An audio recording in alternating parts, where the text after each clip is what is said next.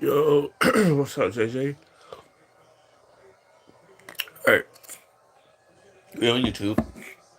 We hit reactions, bro. We starting off, bro. I got Wanzi Entertainment. One day ago, four disturbing, true, scary stories. Without further ado, let's jump into this thing. AK. I've always wanted to share my story here. My name is AK.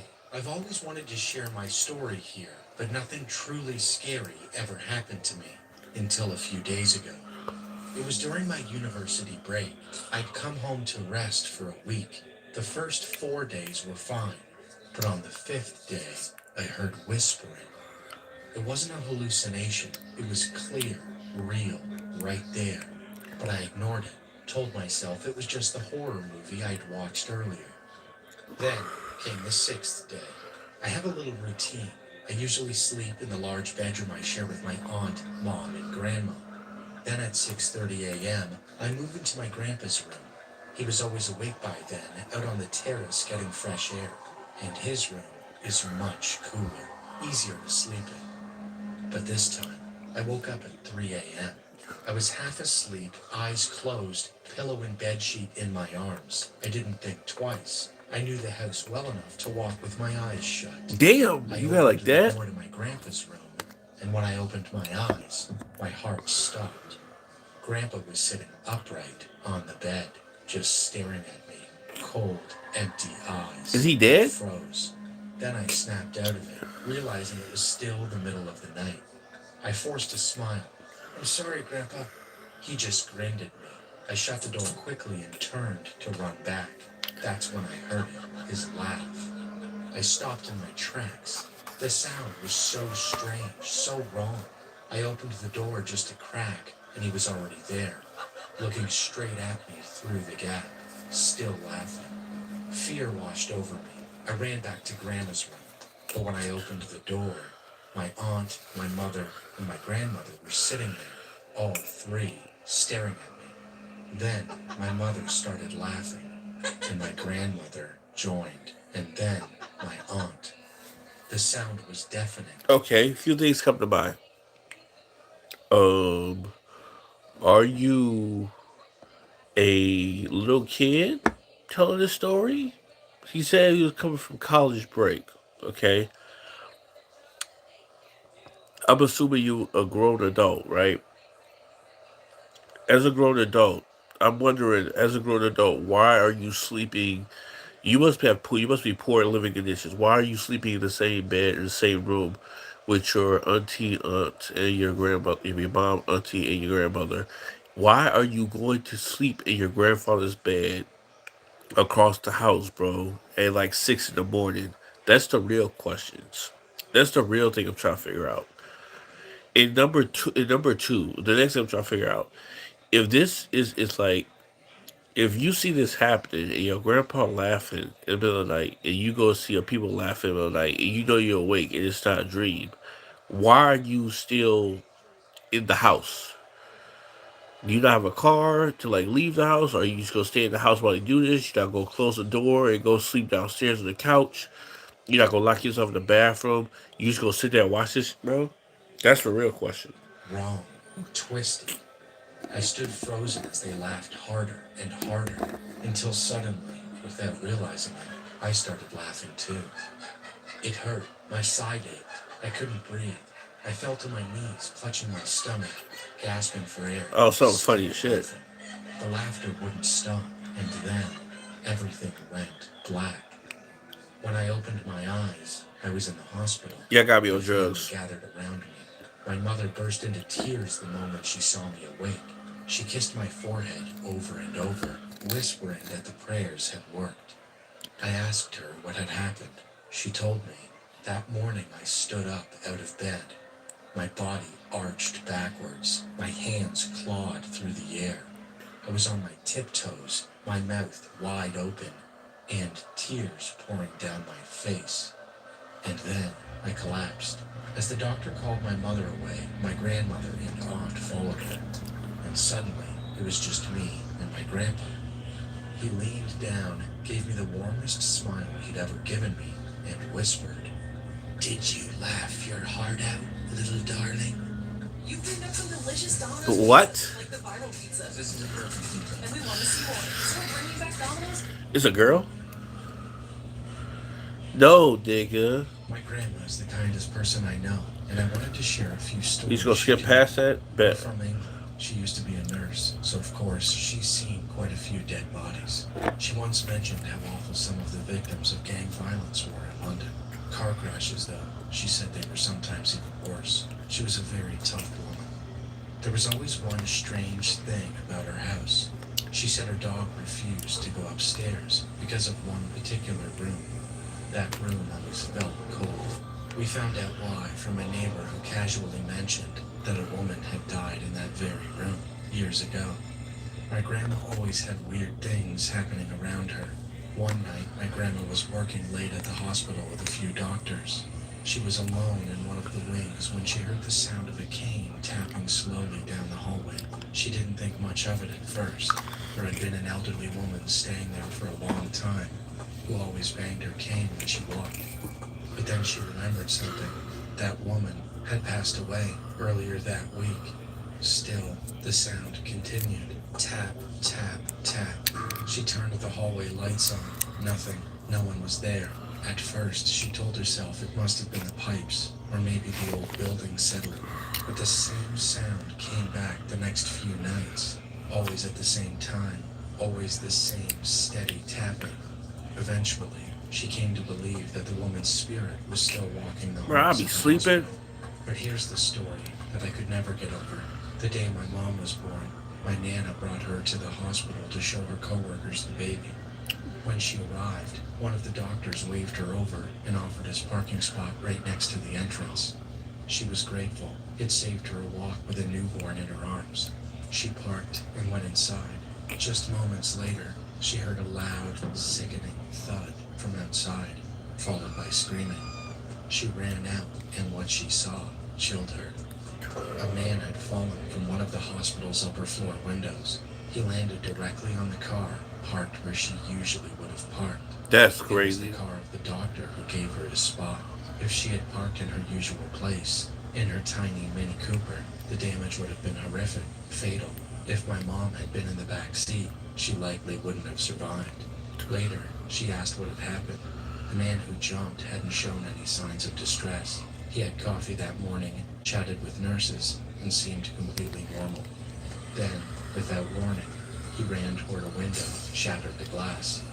My Nana still talks about how lucky she was that day. Hi, my name is Natine and I live in India. This happened to me in the summer of 2013. It was the month of June, during school holidays, and I was staying at my grandmother's house in the village. The house had 3 floors. I was there with my parents and both of my brothers. My dad comes from a large family. He has 6 sisters. There was one room on the ground floor we called the storage room. It was usually kept locked. Inside were large soil-lined tankers used to store rice. One night, I woke up and decided to go downstairs from the second floor. From the hallway, I noticed that the storage room door was wide open. A dim light was glowing from inside. Curious, I walked in. That's when the strong smell of kerosene hit me. It was overwhelming. I started to feel lightheaded immediately. And then, as I looked up, I saw it, a burning figure. What the f is that? Crawling toward me. It looked like Whose it was cousin burning, is that? like it was on fire, but not screaming, just dragging itself across the ground. Whose auntie is that? Flames flickering off its Come on body. now, dog. I froze for a second, then I screamed and bolted upstairs. Right at that moment, I heard something crash behind me. It made a loud noise, and suddenly, everything went black. Then, the electricity came back on. I turned back to look again. The storage room was just as it had always been. No fire, no smoke, nothing out of place. I told no one. I tried to forget what happened, and I did for a long time. Until March of 2023, when my mother told me something strange. She said that back in March of 2013, 10 years ago, One of my dad's younger sisters had died in that very room. It was late at night and the electricity had gone out. She was sweeping the floor by the light of a small oil lamp, and something Why? knocked the lamp over. It shattered and kerosene splashed across her. She caught fire Why instantly. would you be sweeping She in the dark? screamed and struggled until she passed out, still burning. By the time she got to the hospital, it was too late. That's when everything clicked. The smell, the fire, the shape crawling toward me. Had I seen her spirit that night? Why did I see her? Why me? What was she trying to tell Told me? you I was somebody on TV. Even now, I don't have answers. Just the memory of that moment and the feeling that something or someone was trying to reach out from the Told you past. I was somebody on TV. Hi, my name is Trey. I'm a 17-year-old black male from St. Louis. Get the This fuck story out. happened 3 years ago when I was Get 14 the with fuck my older out. brother. Let's call him Jason.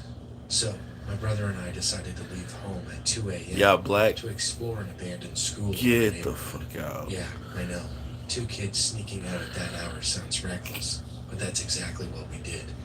We walked through the empty streets, phones in hand, and my brother, who was 20 at the time, carried his Glock 19X. Oh, he just got a in Glock. case. Okay. Once we got to Okay. the He school, cool. we explored the crumbling hallways for a while before sitting down to eat some snacks and talk about life and women. But then, Outside in of the middle business our school? conversation, Why? the air shifted. A tall, middle-aged man suddenly appeared around the corner I got a gun with though. a grin that froze me in place. A quick note: the school sat right beside a dense forest, home to coyotes and deer, and the corner he came from, it led directly out of those woods. He was about 6'4", mid-30s, shaven head. I'm about to shoot dressed in your a black stupid jersey. ass. His steps were uneven, What up, Michael Myers? dragging his You want to left get foot shot? across the ground, and even from a distance I could smell the alcohol. Where the gun at? My brother's hand slipped into his bag, ready for anything. I was just 14, but I wasn't small. I'd been boxing for 6 years. Let him throw My him. brother stood tall at 6'3". Still, none of that mattered when I saw the man's eyes. He looked empty, terrified. Man, throw He him. staggered towards us, lifting the bottle in his hand. Want a drink? You want to get shot? Every instinct in my body screamed at me. My stomach nodded, my skin You want to crawled, get shot? and my brother grabbed my shoulder like he felt the same thing. The man muttered something we couldn't hear. When we asked him to repeat it, he smiled and said, I wonder what your blood would look like on the grass. That was when he started describing, in disturbing detail, how he could kill someone and feed their body to the animals in the forest. I bet she's trying to shoot Without him. warning, he shouted, Come in, punks. As he moved toward us, Shoot his him. instinct took over. I stepped back, planted my feet. Let's and go. drove my fist straight into his nose. Blood sprayed, and the man staggered. My brother drew his gun, leveled it at the man's face, and said through clenched teeth, Don't move a finger. The man laughed, blood dripping down his Man, face. shoot his finger I'm gonna off. kill you and your brother. Before he could finish, Let's I go. snapped. I started punching him. Oh over my and over, God. yelling, Get away from us! Goaded. Then, flashing lights. Goaded. A neighbor had heard the shouting and called him. He Goaded. pulled me off the man. My brother and I told him everything. You're only older The brother. officers arrested He him, weak. and we walked home. You in weak. silence. The moment we stepped through the door, the weight of it all hit me. My chest tightened. You're and I broke down, 14. sobbing uncontrollably. You are goaded, I'm boy. 17 now. My brother is 23. To this day, I wonder what would have happened if I had taken that drink from the man. Nick. Bro, there's no way. I think there's no way, y'all. There's no way. You are goaded. How are you 14? And your brother is a grown man with a Glock. He froze up. But as a 14-year-old kid, you laid hands on a grown, drunk man. He literally punched the day outside of him, broke his nose, and then continued to punch him, bro. He threatened his brother. The brother like, don't move a muscle. The dude said he's gonna kill him. And then the dude, that was a 14-year-old, jumped him and beat the day outside of him. So the police came. I don't care how many tears that little boy cried, bro. I don't care, bro. You're 14 and you handle business, and then you cried. He's that guy, bro. He's that guy, bro.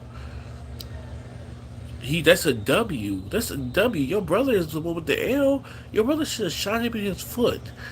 Like he just shot his hand off for some joke. Like, bro, your brother had a Glock, didn't do nothing, bro, but you stole off on him multiple times. Big dubs, baby. Big W's. You serious? That's what I need to hear, bro. The boy said I used to be a boxing, bro. I'm 14 years old, laying out grown men, bro. You trying to kill me. Alright. You got recommendations, JJ? That was clean, bro. That last story is hype. I love that type of energy. That's crazy work. He really was 14, bro, and busted the dude. It kept hitting him till the police came. How you got beat by a 14-year-old as a grown man, and then you got beat up as a 14-year-old as a grown man, and then like, bro, I don't feel played.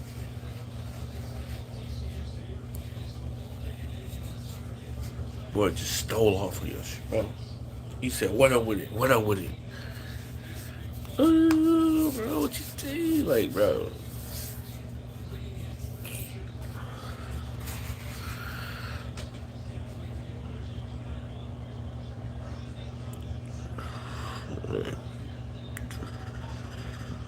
okay, we got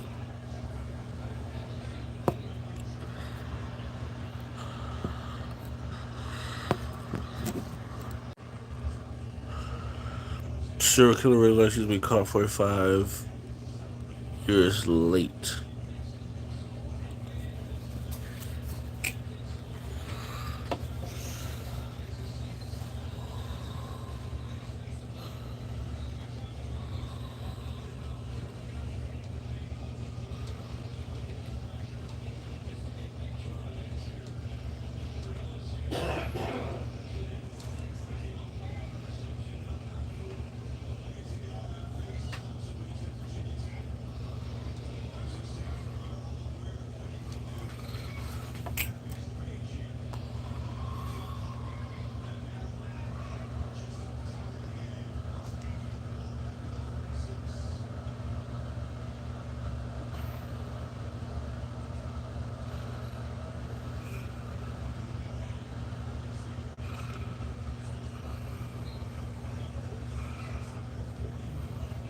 Hi, good morning. I'm so sorry. I'm super embarrassed. Hi, puppy. This man is 74-year-old John Arthur Getrew, an elderly homeowner in Hayward, California. Okay. What he doesn't know is that he's speaking with an undercover officer closing in on a decades-old secret, and things are about to take an unexpected turn. I was turning around in your driveway and I accidentally hit your car. The one parked in the driveway. Do you want to maybe take a look to see if we should exchange insurance information? Oh man, I'm so sorry. So embarrassing.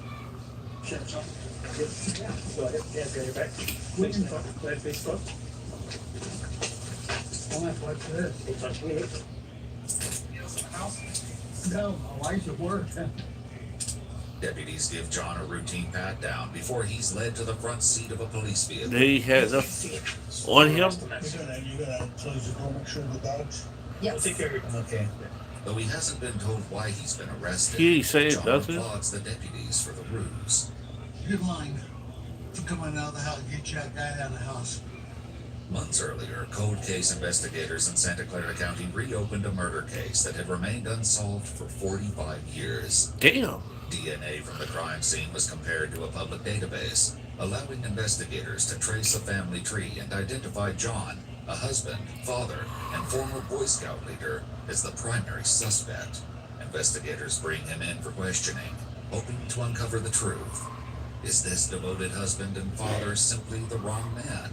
Or has his carefully lived life been a cover for something far more sinister? The following is based on official police records, and most of the footage has never been seen before. So I'm Sergeant Cortez, okay? I'll let you know what's going on and why you're here today. Yeah, I'd like to know. Yeah, absolutely, of course. Before I let you know what's going on, I just want to get your personal information. Just confirm your name. Your full name is John Arthur Getru. Getru? Getreu. Okay. Were you ever in the military? No. No. Imagine finding out your pop sister because a Have you grown ever been adult. arrested in the past? No. That's John a shares shame. basic information about his past and childhood, revealing that he was born in Newark, Ohio, and spent the early years of his life moving frequently due to his father's long military career. He spent a significant part of his teen years in West Germany, where his family lived on a U.S. military base. Now you mentioned that you had never been arrested, um, and I found out something about that something happened in Germany. Okay, Can you tell me about I that? was arrested in Germany. Okay, what happened with that? Can you tell me about that? I was accused of murder. The revelation is especially jarring, given that he's here today on accusations of his involvement in a completely separate murder. Tell me about what happened. What was the accusation against you? I killed a chaplain's, or not a chaplain, yeah, a chaplain's daughter. Okay. But what? That was all I knew. Okay. Do you remember what happened? With this young female? No, No. I didn't even know her. The young girl, 15-year-old Margaret Williams, attended a dance at an American youth club one Saturday night in 1963, when John was just 18 years old. 15, she The was two were said to have 18. met on the street shortly after, where she agreed to let him walk her home.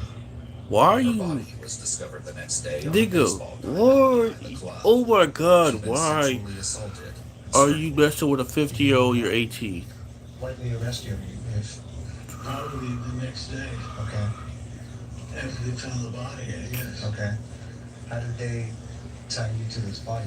How did they connect you to this body? Somebody had seen me, walk that direction or walk towards the school, or Okay, it was an elementary school. okay. Did you? I mean, I don't know the details of what I happened. don't know the details either, so Okay. Did you actually meet this young lady? that's what they say.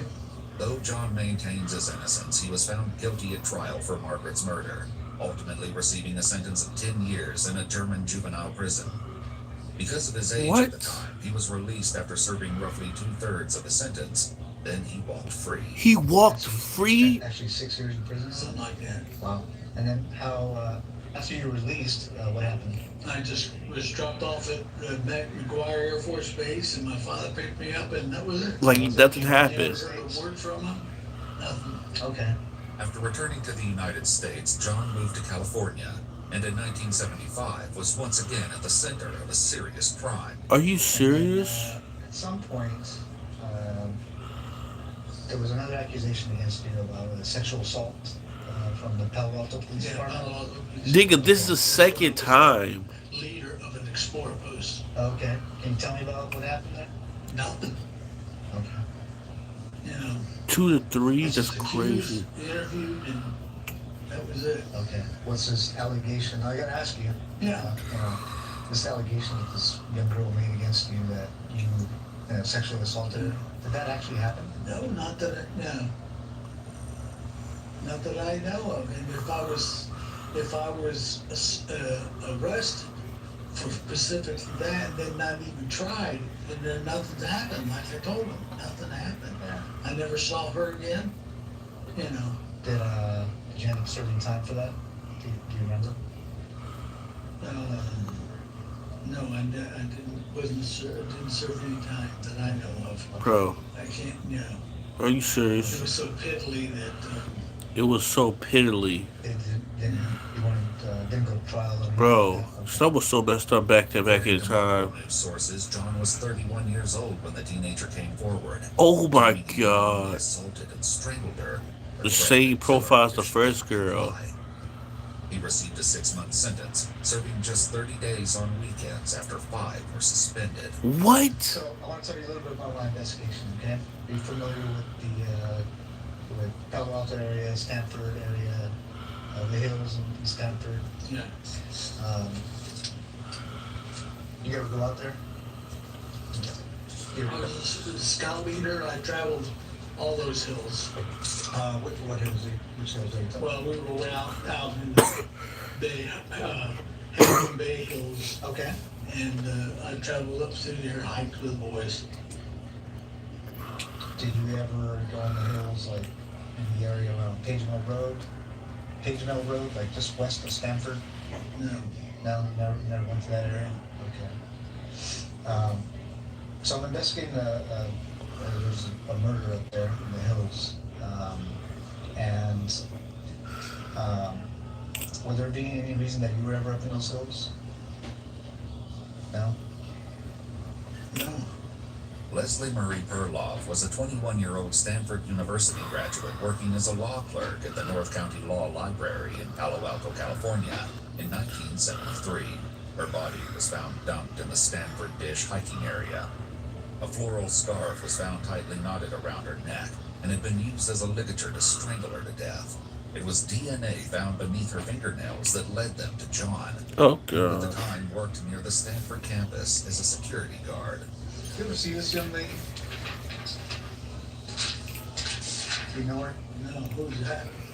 It's a young lady, an investigation I'm doing, and she was murdered. Do you ever see her at all? No. She look familiar? Leslie's 1972 orange Chevrolet Nova was found parked at the gate of an old quarry near Old Page Mill Road, just east of where her body was found. Do you remember ever stopping by the side of the road and looking into this vehicle? No. It's an orange Chevy Nova. No. No? No, sir. Do you know the name of Leslie Perloff? Leslie Perloff? No. No? Okay. She wasn't a girlfriend of yours? Oh, no. Okay. I had to ask. She's cute anyway. Yeah, That would be she'd be about 18 years old, I guess. Okay. At Stanford. Yeah, Stanford graduate. Yeah. But that's it. I don't even recognize her. Curiously, the sergeant hasn't shared with John that Leslie was a Stanford graduate. Why do you say that she's a Stanford graduate? Well, just by the way she dresses and all in Okay. this area, yeah. Sure. But, yeah. I didn't say graduate either. I said, you know, she's a college kid. Oh, okay. Now this young lady was obviously murdered, like I said. He was tapped. She was strangled. Mm, Would you ever think about doing anything like that? nope. I know that You were you were accused. accused of a sexual assault, right? You've been did you on. ever think about committing a sexual assault? I have no reason for it. And I'm gonna ask you these tough questions Yeah, because okay. it's part of the investigation. When you were younger, did you ever fantasize about sexual assault? That's what it sounds like. You see your mom that went to Dallas? Look at that. They said that happened. Even at Labor Day weekend, storms went through. Look at the flood and all that. Go ahead and make it good. Jerry Grader, do ask would you ever do something like that? He gonna say no, obviously. In this investigation, if your DNA was on this young lady, how do you think? Why would you think your DNA was on her? I haven't the slightest idea. Of course you would. Were you involved in the murder of this young girl? Nope. As the sergeant continues to press for answers, John inches closer to a major mistake, not yet aware of what he's about to give away. You know about DNA and how it's transferred, right? Yeah. Well, this can be how it's transferred is I can always just tell. Okay, tell me about Yeah, that. one is semen, Okay, one is from the mouth. sure. You know, Yeah. that's the only two that I know of. Okay. Now, if there's some that are bodily, I mean, other than these two transferred, then it's totally different. Okay. And you know about technology now, advances in Technology technology. is getting good. Yeah. So They're there's. catching them every day. How do you think your DNA would be on a person? Don't know. Don't know. Okay. Especially this person or these two persons. What two persons? Well, that you're talking about. Yeah. Two young women. Okay. I showed you a picture of that one young lady. Yeah. No. Okay, what's the second young lady? The one up on the one up on the hill. Okay, Yeah, there's two different places you're talking about. okay, what's, one of them's up on the hill? Yeah. Okay, and then up on what hill? Well, you mentioned the hill, You mentioned I it. mentioned the hills. Yeah. Okay. And what's the other one? Because I don't remember another one. Well, there's the two girls. What two It's girls? not both the same place. Okay. I mentioned one girl. Well, I mentioned one girl on the hill. Yeah, I mean, okay, wherever she was, wherever the second girl was. Oh, okay. What are you talking While the about? sergeant doesn't yet know it, another woman was found in the Palo Alto area in 1974, 1 year after Leslie's body was discovered. 21-year-old Janet Taylor was found dumped along Sand Hill Road in the same Stanford Dish hiking area. According to news sources, she'd also been assaulted and strangled to death. The serial killer responsible for the deaths of both Leslie and Janet This would nigga escape justice tripping. for decades, until now. I think I'm at a point in my investigation that, you know, I'm guilty, and that's it. well, I'm trying, you know, well, there's a couple of things, John. Why is it funny? Your DNA's on here. Yeah. The fact that this guy has so many years to live for not, is insane. I'm not trying to find out who did it, but I'm trying to find out why he did it. Mm. And I think you know more than you're telling me. No, I wish I knew. With John refusing to admit the truth, another investigator joins in the effort to obtain a confession. And the added pressure will soon tear his lies even further apart. It's not an accident that your DNA got there. Your DNA and the type of DNA and where it is on the victim, there's no other explanation. Mm-hmm. You committed this crime. We know you committed this crime. Okay? Mm-hmm. What we don't know is why. And we're going to give you the opportunity to explain it to us. You don't have to. I thought about it. And that's all I can think of. No, You know what? no, I'm not guilty. Okay. Well, I'm telling you right now, you will. Okay, fine. Okay? You had to have known this day was coming. Yeah, I know that. That's why it took so damn long. As they push harder for the truth about Leslie, John once again lets slip that she wasn't the only one he left in the hills. So why her? I don't You know he who cut she before is. kid. If that's the first girl or the one girl that's up on the hill or whatever, I don't know. What do you mean the first girl? Well, he said there's two people, there's two girls, and that's a misunderstanding. They were killed within probably an hour of each other and 2 hours of each other, or day in, or who knows. Do you remember? How do you remember those details? Some of the questions he's asked me. Do you remember seeing any You newspaper know everything you're allowed to articles, give me? media about this? Nobody, but that girl there is not the other one that he showed me. If that's the girl there with the other picture, I doubt it. Why's that? I mean, look at the body. It could be somebody else. I don't think they're the same one. Is that why you don't recognize her? No. Because that's not the girl that you I'm killed? not questioning. I don't recognize her. I've never seen her. Do you think it was a different girl that you killed and that's not the one I we're showing didn't you? kill any girl. You didn't kill the girl in Germany? No? Well, that's totally different. That's when I was 18 years old or younger. In a final confrontation, investigators force John to face the mounting evidence. How do you become a against serial him. killer There's a that's your situation in 18? Germany where a girl ends up dead and you weren't there. Mm-hmm. And we had a situation Here, it was. years later after you came back to the States where a girl ends up dead and you say you weren't there, yet your DNA is there. Mm-hmm. What do you think the chances are of that happening? Um, What would you do if you were us and you were investigating this case? What would that look like to you? there's a brick wall. What do you mean there's a brick? Well, I mean, you found out, you couldn't find out. So, What do you mean I found out and I couldn't find oh, it? nothing. I'm just let it go. I'm Well, you understand it's my job now Yeah. to let things like that go, I'm right? not, I have nothing to say about it. It's gotta be quite a burden, John. Mhm.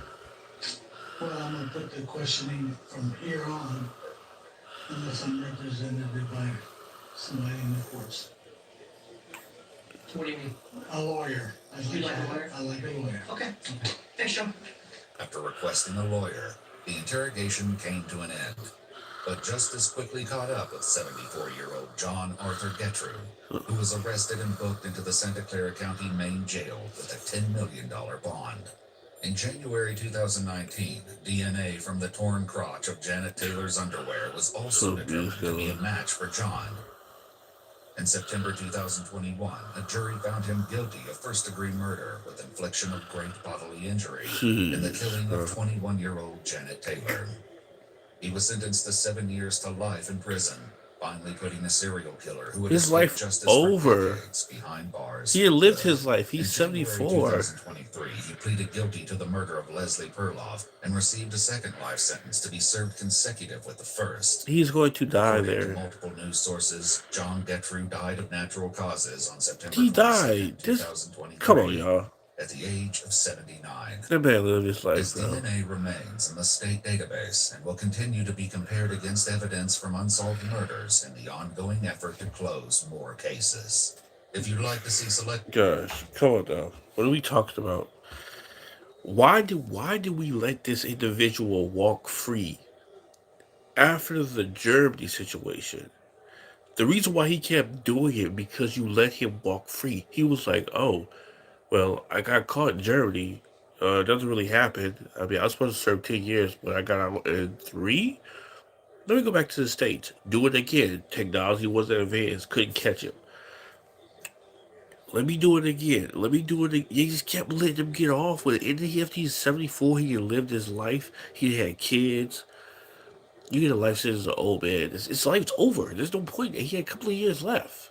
I think he's 70 years old. He's 74. He died years later.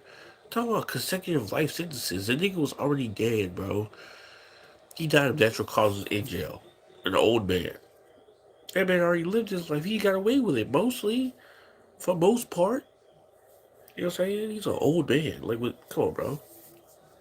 What are we talking about? Like, like, feel real bad for his family. I mean, that they gotta find it out, but like, that's crazy that they caught him so late. You know what I mean? It's crazy work.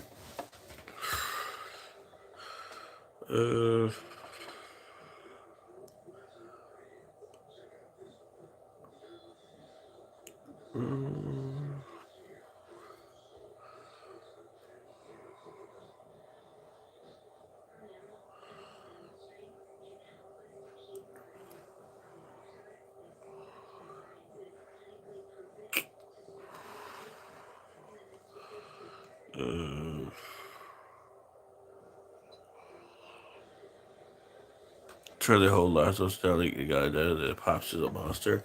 Yeah, they lived their whole life thinking he dad was a good person. Come find out he's a piece of trash. Scumbag. It's believable.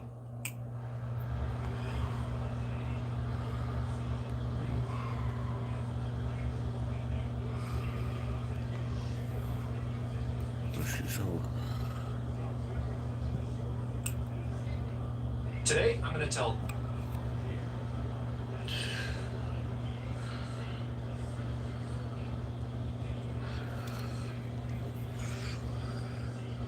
I haven't seen this one. Yeah, I haven't checked out Mr. Baller, but I gotta check out Mr. Today's Baller. story is about a church in Memphis that begins to experience very strange phenomena. Now, at first, church administrators believe that whatever's happening here is just a series of pranks. Basically, everybody writes it off. But one church staff decides to look more closely, and he discovers something much darker was going on. But before we get into that story, if you're a fan of the strange, dark, and mysterious delivered in story format, then you've come to the right place because that's all I got you, JJ. and the upload once a week. So, if that's of interest to you, for the next several days, sneak into the Like Buttons kitchen after hours. Mr. Baller got the and storage, though, I'm send telling you. large portions of food that they hate to their fridge and their pantry. Also, please subscribe to our channel and turn on all notifications so you don't miss any of our weekly uploads. Okay, let's get into today's story.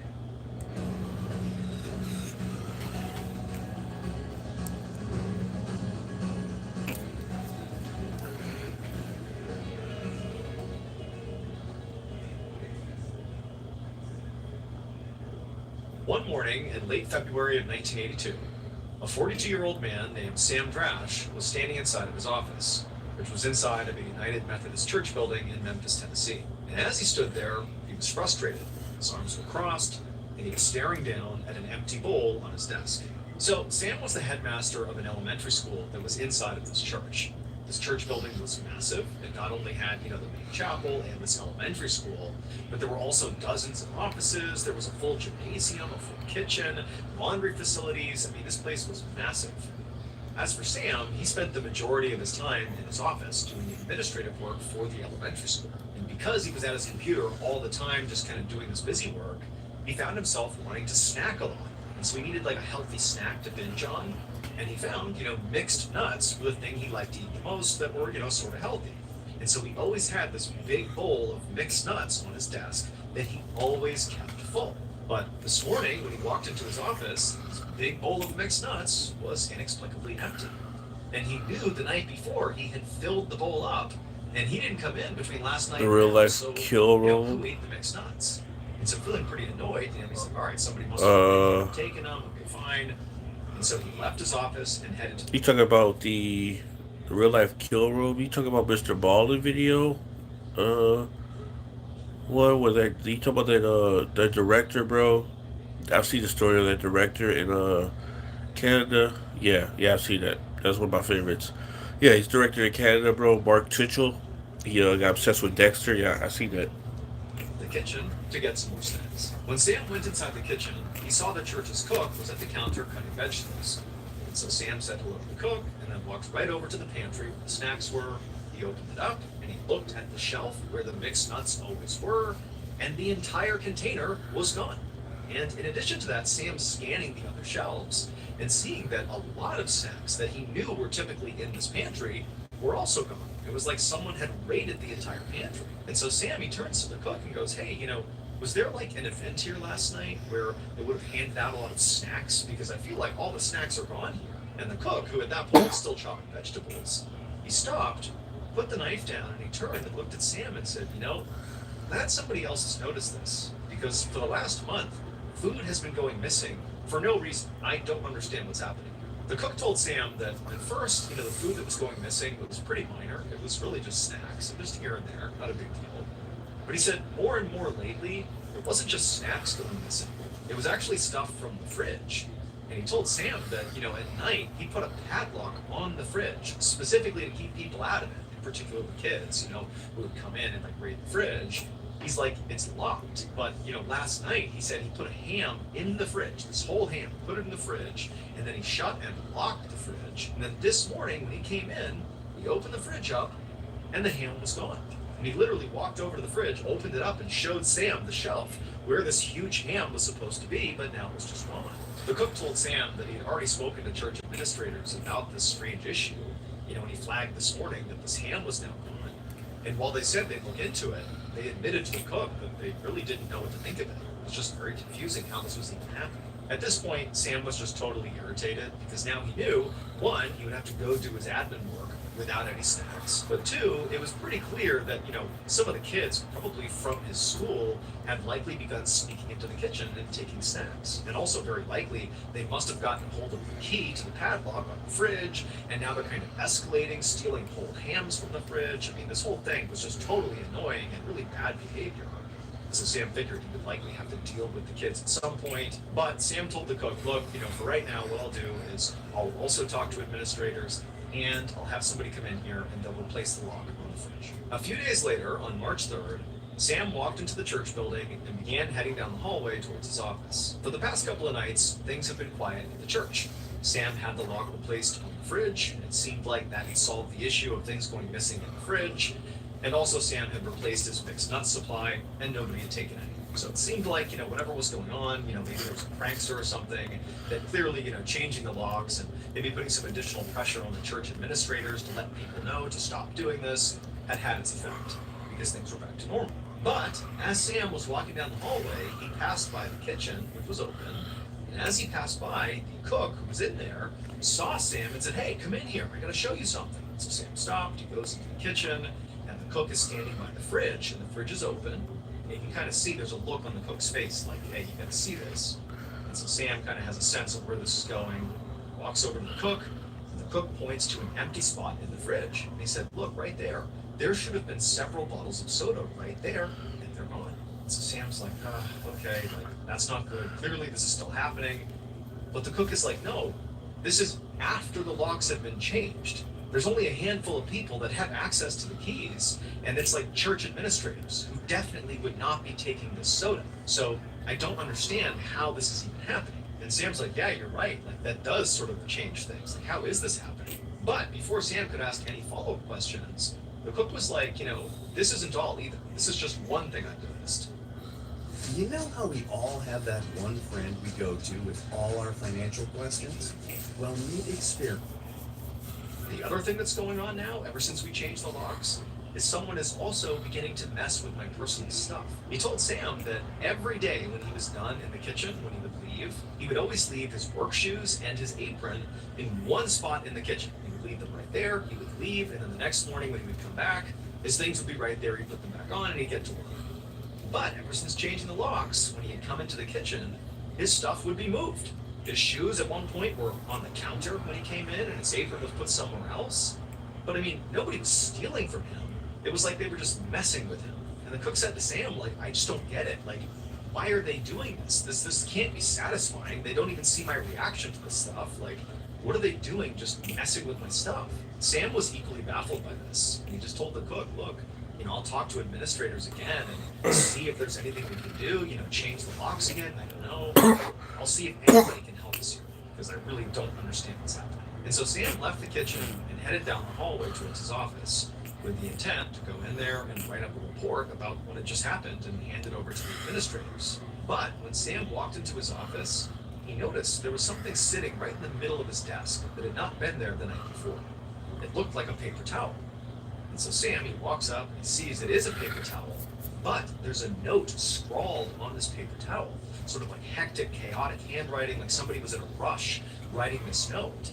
And clearly they've left this note for him. And so he sits down at his desk and he begins to read the note, and it's totally upsetting. The note referenced the recent murder of this 15-year-old girl named Leslie Gaddis, who had been killed not far from the church in Memphis, Tennessee. This case was all over the news, and so Sam and basically everybody at the church had heard about it. And so he's seeing that the note is referencing this girl, but more than that, the note insinuated that there was something in the church's attic that would change everybody's understanding of this murder case. And so Sam's like, is this a prank? Like an awful prank? I mean, are the kids who are stealing food and messing with the cook's stuff, are they also responsible for this? Sam's thinking, this murder case was all over the news. I mean, everybody, including the kids in this church, had heard about it. I mean, this girl had been abducted from her bedroom in the middle of the night. It was horrible. And he's thinking, maybe this really is a prank.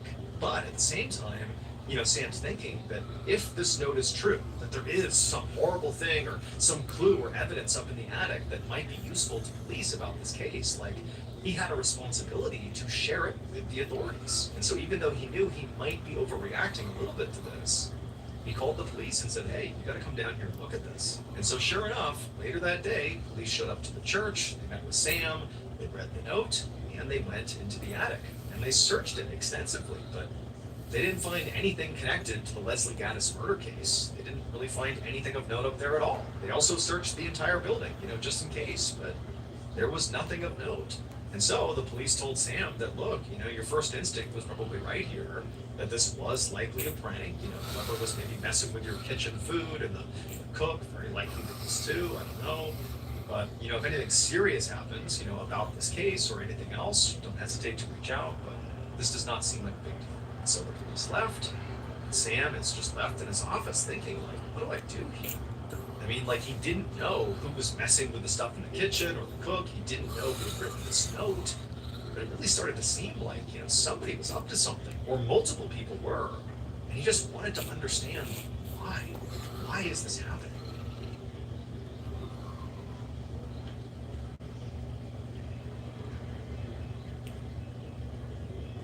All right, guys, I just did something that I have literally never done.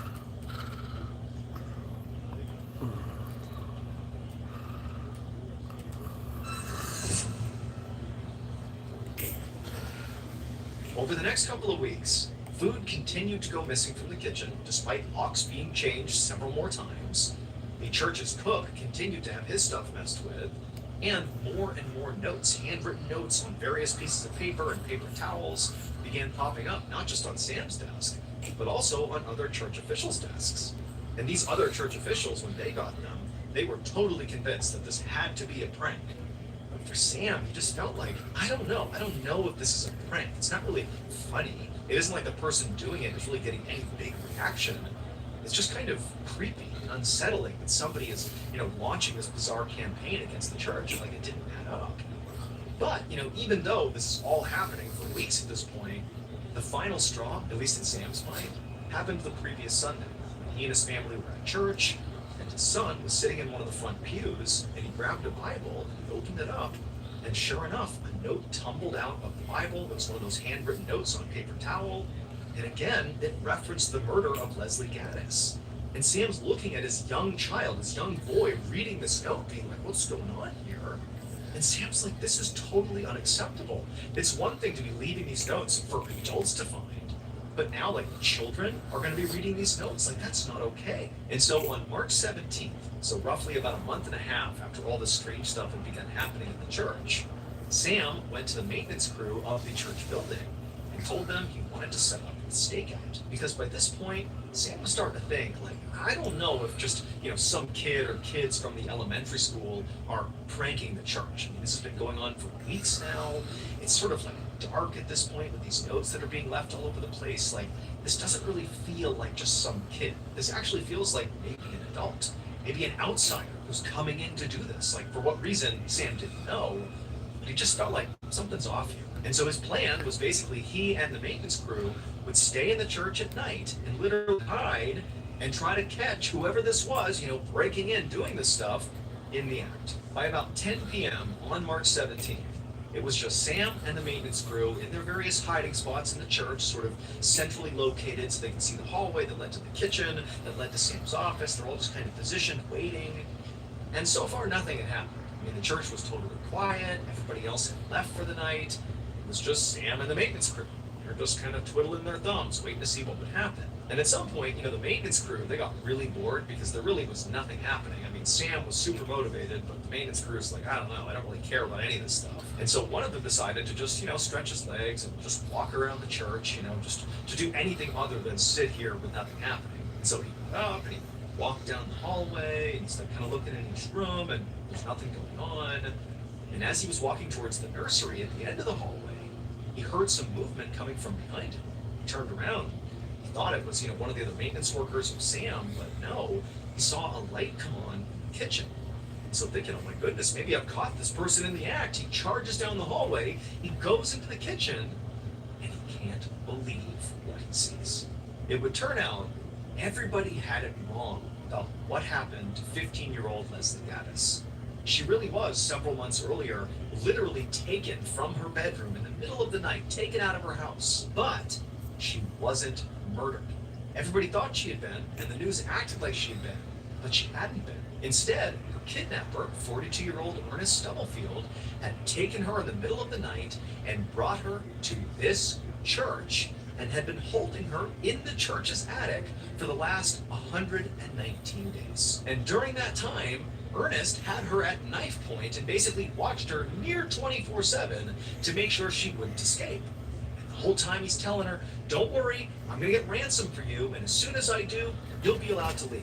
But Leslie began to realize that ransom was stuff not feels crazy. materializing, and it didn't really seem like Ernest had much of a plan, and eventually he would just have to get rid of her. And so she knew, if she didn't save herself, she was likely going to get killed. And so in the rare moments where Leslie was not being watched by Ernest, for example, when they were down in the kitchen and getting food after hours, they critically had been listening the whole time, and they would hear when the locks had been changed on the fridge, and they would see where the keys were being hid, and they would just sneak down, get the keys, open the fridge up, and they would eat. Well, when they were doing that, Leslie made a point of not just taking a little food for she and Ernest, but she would take a ton of food, way more than two people would need, and she would tell Ernest, oh, it's just because, it's more for us. Really what she was doing was trying her best to signal to the people in the church that something weird's going on here. Huge portions of food are going missing. Right. And also she would, move around the cook's stuff, the shoes and his apron. And then in the very rare moments where she truly wasn't being watched, she would run off, grab a paper towel, and scrawl things like, "My name is Leslie, I'm in the attic," and leave them on people's desks, hoping that that would finally get somebody's attention. But unfortunately, pretty much everybody in the church thought it was a joke. Why would you think it's a joke? When he contacted the police and told them, like, "Hey, I got this note that sort of suggests that maybe Leslie is being held in the attic," well, they went up there and they searched the attic, and they didn't find her because Ernest had found a special crawl space in the attic that nobody knew about. And so she was just feet away from police, but they didn't know she was up there. But luckily, Sam did not stop. He continued to question what was happening, continued to think all this stuff was super weird. And so eventually he has this stakeout, and that maintenance worker, after being so bored, was doing his loop, saw the light come on in the kitchen, goes in the kitchen, and what does he see? But Leslie Gaddis, live in the flesh, standing right there. She saw him, Ernest is right behind her, and she just made a run for it and literally dove into the maintenance worker's hands, just praying that he would not run away because Ernest was sure to grab her and do something to her. But the maintenance worker, he grabbed Leslie, Ernest took off running, and he would eventually be caught. Ernest was convicted of kidnapping and sentenced to 20 years in prison. As for Leslie, she was hailed as a hero for saving herself, and she would go on to become a successful lawyer who would serve on the board of the Commission on Missing and Exploited Children. Okay. Thank you so much for interesting watching. story. Let me know what you thought of today's episode. Crazy interesting story. All right. It's about time I take my medication. Y'all can tell me a recommendation in the chat, and I will come back and read it, and we'll watch it next. I need to take my NyQuil medication. It's likely but to put me to sleep. Her nose is still stopped up. Get pissed off.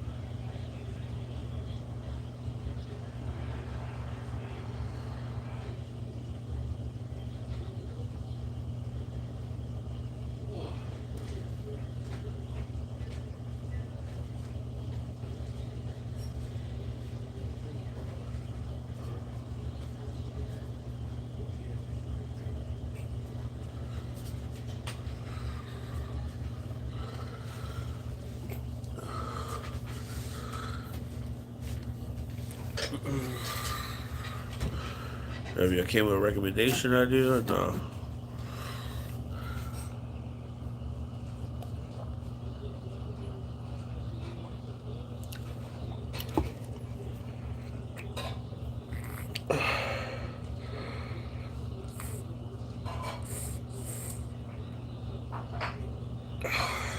Vacation taste.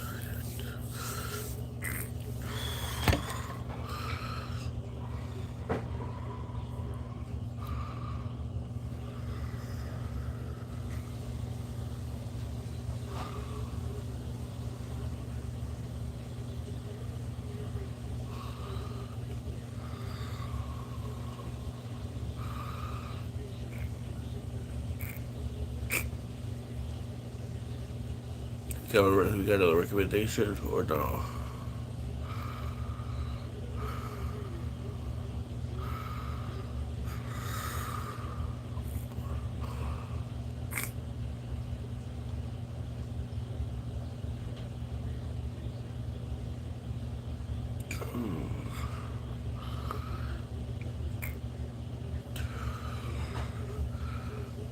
My internet messed me up. Police find mom's eyeballs in a pizza box. JJ, are you good, bro? Are you good, JJ? They over here. Look at this. Look at. Hold up. Before we go to that, JJ, look at this clip, Foreman.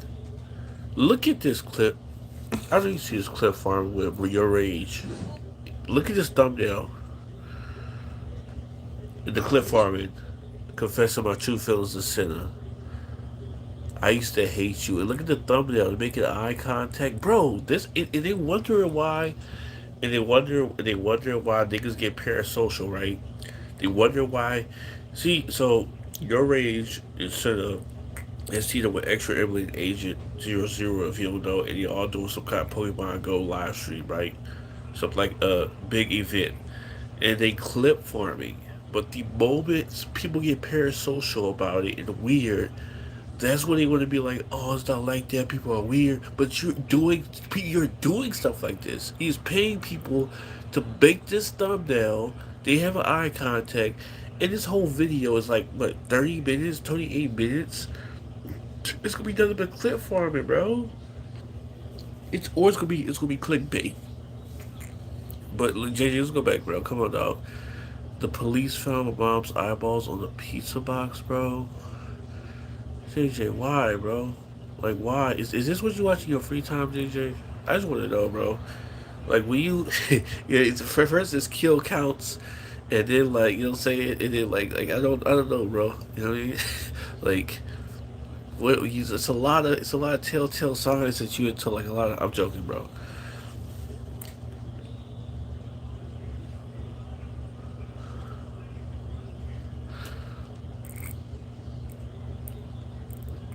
How do you even find videos like this, bro? What's in your for you page? You know what? I don't want to know, JJ. You got a dog. I I indulge a little bit. Okay.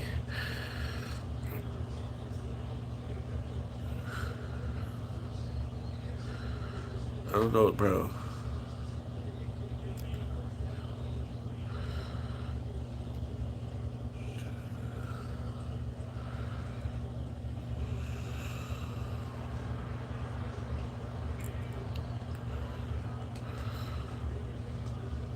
I didn't know. Don't get me wrong. I went through my phase where I watched a lot of like true crime documentaries and like as I know about the kill room. Like I watched a lot of them. I watched that chapter channel. You know what I'm saying? Going through like real life true.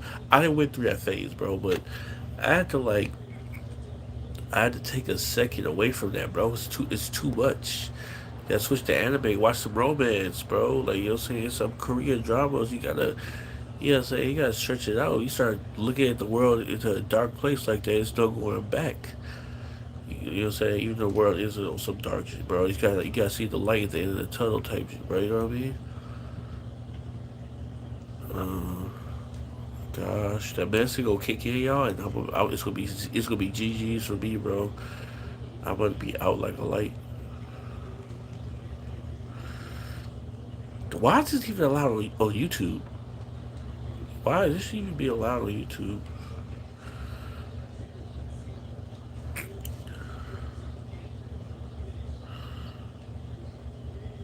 Somebody, Kyle just it's made a a little decision Caesar's box too. That's crazy work. change his whole world.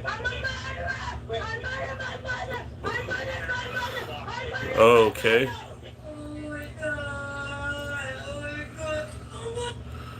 What you got me watching, bro?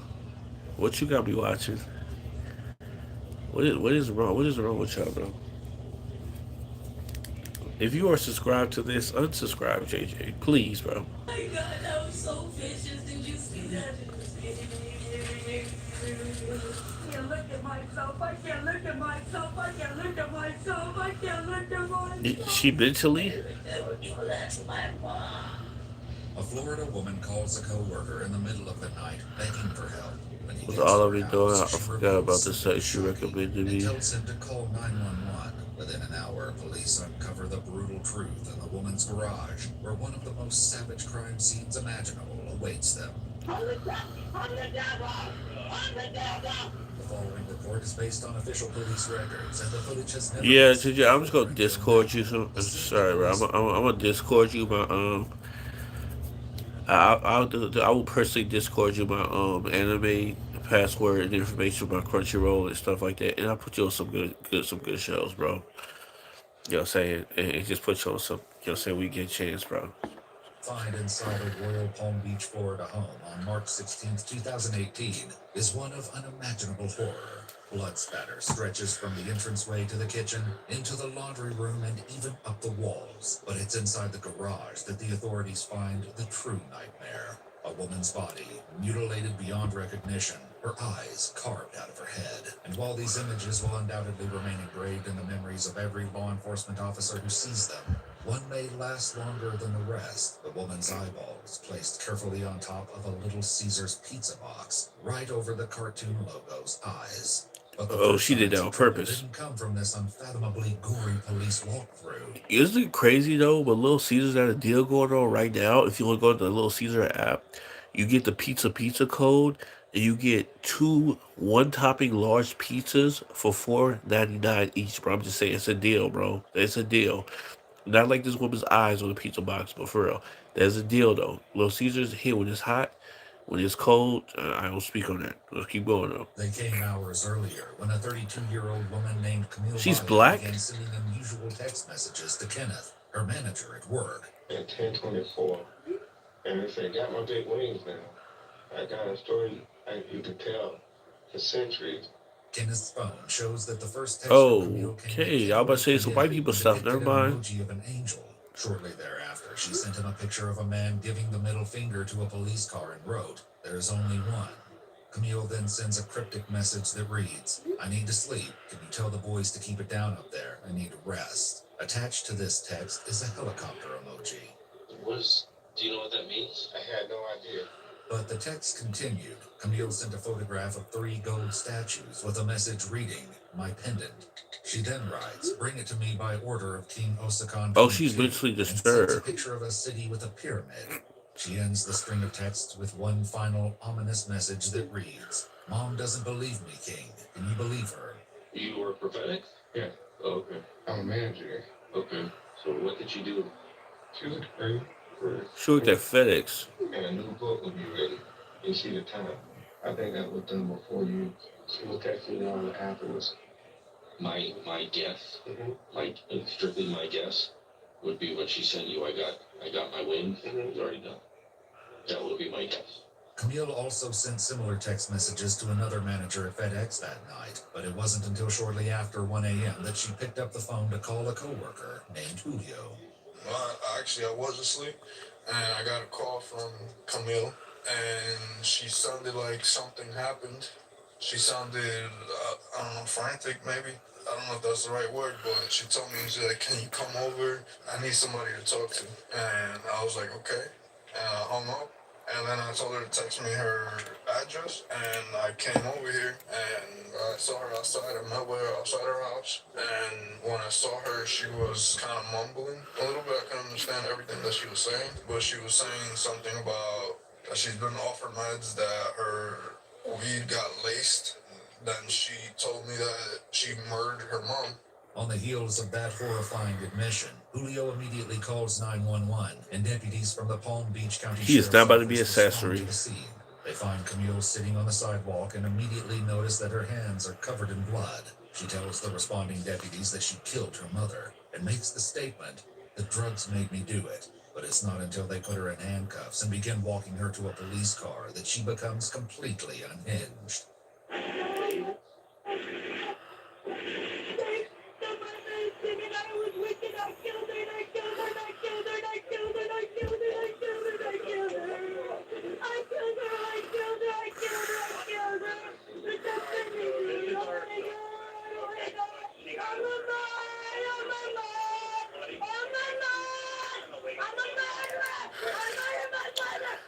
People trying to sleep.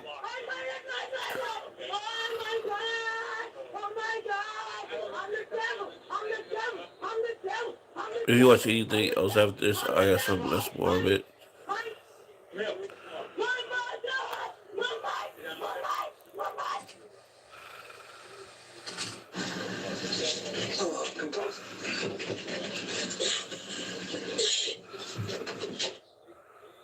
If Camille is sick, a look inside the house may reveal why. The entire first floor is decorated in blood.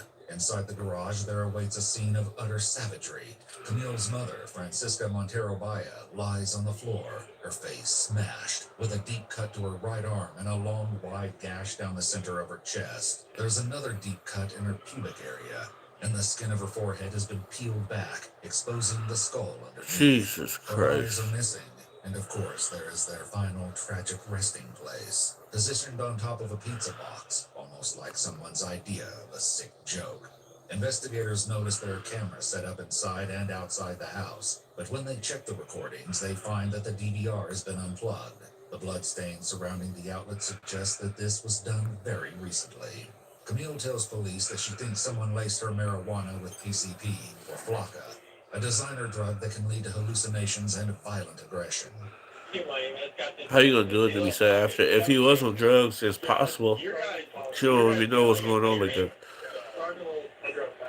It's decided that Camille should be taken for medical treatment, and she is none too happy about it. Let's get you checked out. Why don't you come over? Okay. Just take me to jail. What? You brought me to the hospital for? At the hospital, Heard that. strange behavior continues.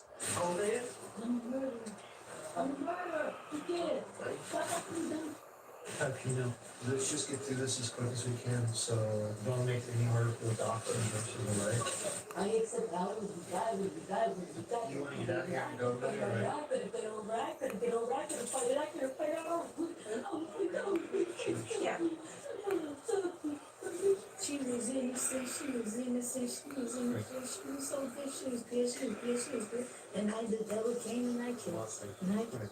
Camille, can we get the jacket off so that they can treat your hand? Hey, Camille, those injuries on your legs, when did those happen, honey? Sweetheart, did those happen, did that happen tonight? Yes, of course. Okay. Of course. I did it. I don't want to say how I did it. Please don't make me say how I did it. You see how I did it. You see how I did Are it. you trying to hurt yourself? No. It was in me and I got to it. It doesn't matter because I did it. It doesn't matter because I did it. It matters to me. It doesn't matter because I didn't fight it. I didn't fight it hard enough. Okay. Oh my God. Oh my God. Oh my God. Oh my God. That was so vicious. Did you see that? Did you see?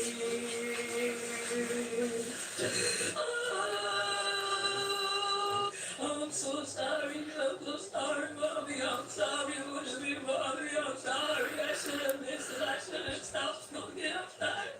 The autopsy later reveals that Camille's mother died from blunt force trauma to the head and strangulation. Yes, it is In definitely addition to the drugs, extensive JJ. lacerations, her nose and facial bones were fractured, and several teeth were That's cracked why and niggas knocked are out. not supposed to be The right smoking. eyeball had been broken, and a foreign substance, later determined to be marijuana, had been pushed into her brain. Golly. In an equally inexplicable discovery, a set of keys is found in her vagina.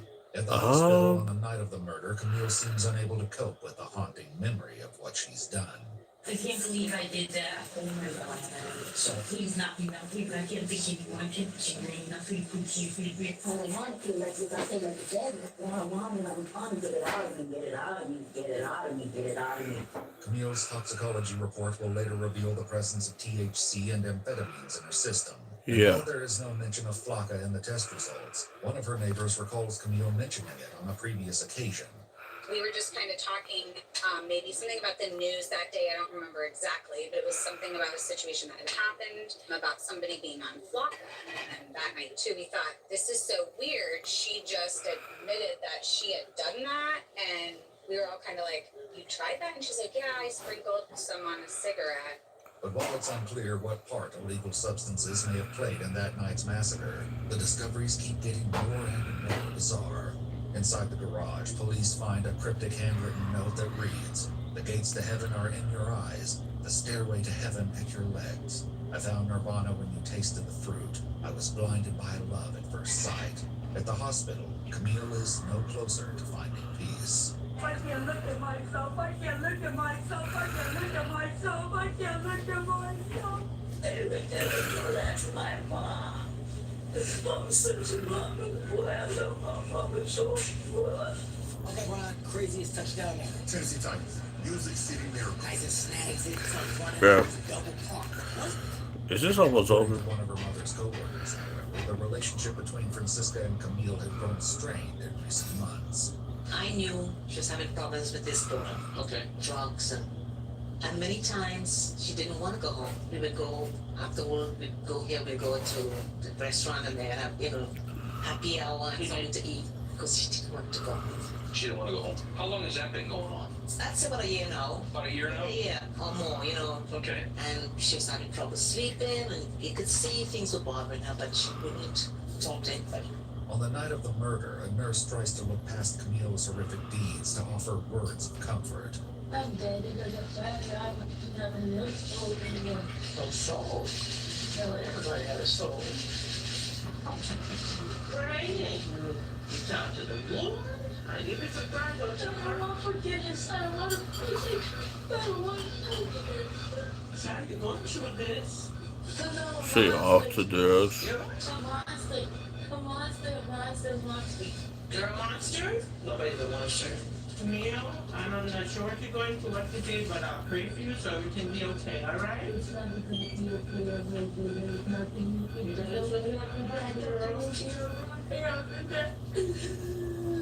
Don't give some responsibility.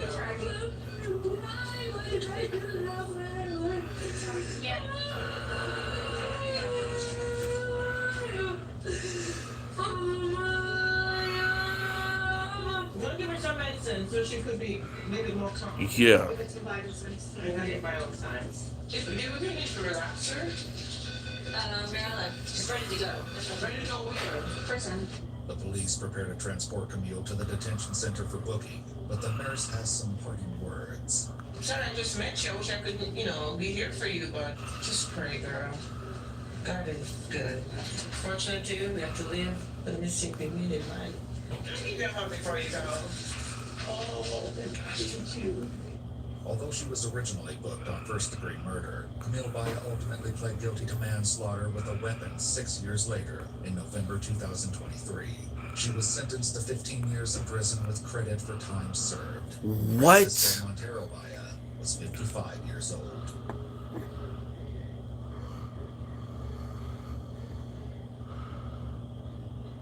Did she say that she got 15 years only for that? She got 15 years only with time credit cert.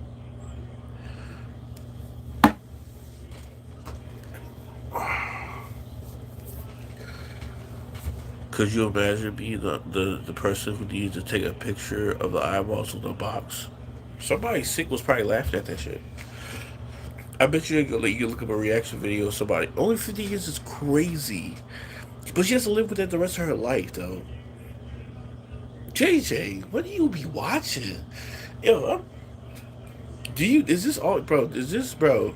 Batman Telltale must be vacation for you. Golly, me punching the Riddler on the street that's elementary to you. That must be yo vacation time. You watch this nonstop, bro. I got tired of hearing her repeat that stuff on drugs like 5 minutes in the video. I'm sorry. I never seen that one before. Bro, but this stuff in general, bro. Like, don't get me wrong, I went through that phase, bro. I can tell you the channels I watch, I've seen so many of those videos. I spent like time just right to where I understand, bro. But balance, bro. Jesus.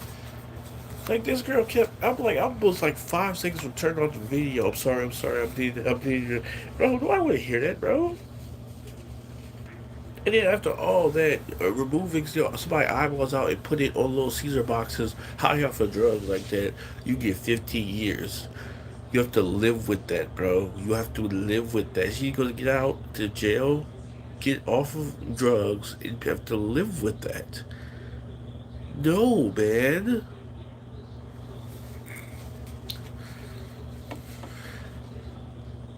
It can't be me, bro. I'm sorry, JJ. Bro. I just gotta say, like, you my boy and everything, but like, yo, I just want to say, like, just in a compass, I just want to say, like, just in general, bro. You can call me square. You can call me like I'm so happy. I just stopped drinking. Even when I was drinking, though, I was just drinking so I could relax and just laugh and react and make content and just feel good because my pain in my foot. That's all it was.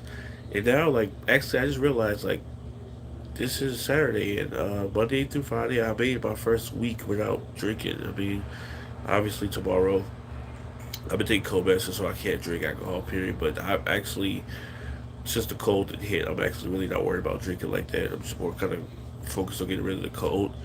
But I gotta say, bro, say I'm happy that I'm able to get off of drinking and not be able to let alcohol control me to that extent of what that is happening. I'm so happy, bro, that my life is it's not even close to nothing like this. I'm not thinking about hurting nobody or being in situations where someone is going to get murdered this brutally or being around situations where I can get killed or even like, bro, I'm talking about watching stuff like this. Yo, watching stuff like the stuff that you just recommended, JJ, makes Mavitech Core Kitchen Drama seem like makes it seem like elementary Squid Games. Like it's nothing. Like Mavitech can talk trash all day about Corey having baby mamas and Panda. That's a vacation. That's great. That's reality TV right there. That's the Kardashians, bro. Like this is nothing compared to the junk that you watching. Damn, I'll watch a Mavitech video, bro. Before I Jesus, bro. Whoa, this is some dark stuff, bro. Jesus. And then my For You page is about to be filled with things. I'm not even using my Jose Calamari account. I never use my Jose Calamari YouTube account. I was using it to upload. And this account that I watch these videos off of. This is my account I use for recreational to watch my YouTube. So my For You page can be filled with videos and stuff I want to see. Do say if you subscriber, do say if you're my subscriber, you are submissive to me.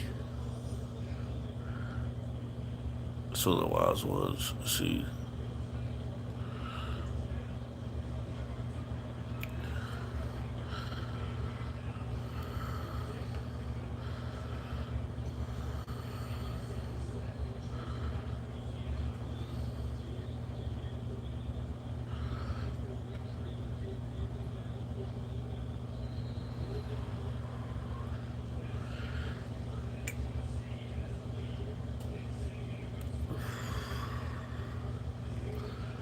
Let me see. What that one's coming?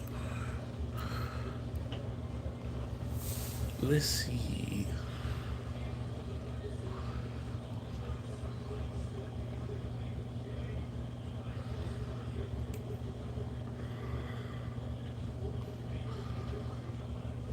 Look at my bro. I'm trying to. Alright,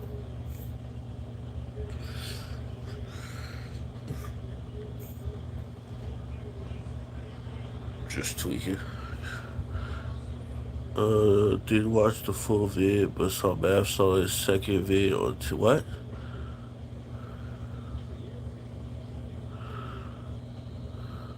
Oh, you talking about math?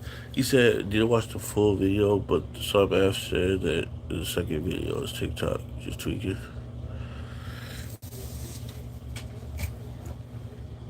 Oh, I mean, Mav Attack is tweaking, but he just doing that shit for entertainment. He bullshitting.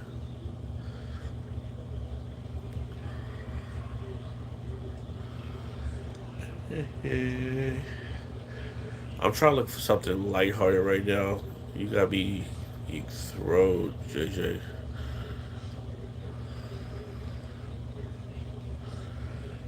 Um,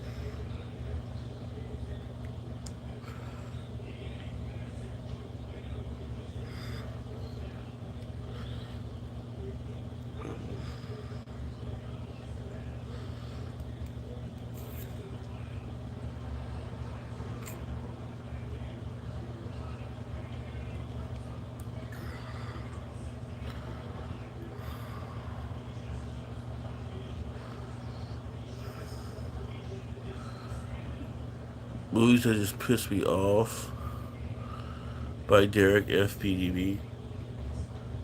Alright.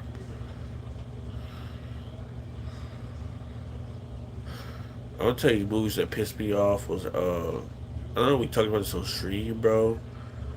But movies that pissed me off, bro. A movie that pissed me off was Alpha Dog with Justin Timberlake, bro. I think Jack Black was in there. I hated that movie. Just how it ended and how they portrayed like it was different. I don't want to talk about that. I talk about that on stream. If he brings that up, I will be so on. I'm telling you, I will agree with him so fast.